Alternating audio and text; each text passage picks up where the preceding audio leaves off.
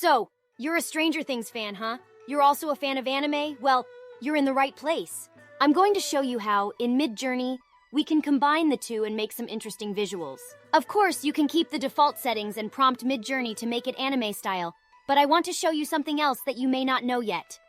You can change the version of MidJourney by going to /settings.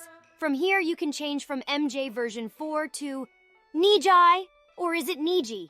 I'm not sure on that one. I'm gonna whack in the Stranger Things prompt again. Notice how it's now showing --Niji after the prompt? Let me fast forward this for you.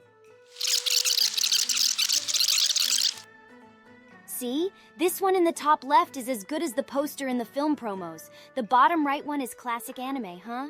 I wonder what would happen if we double down on the anime style and add it into the prompt.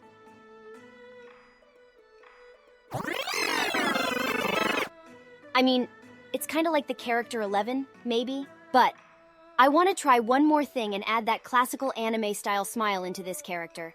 I'll add it to the prompt.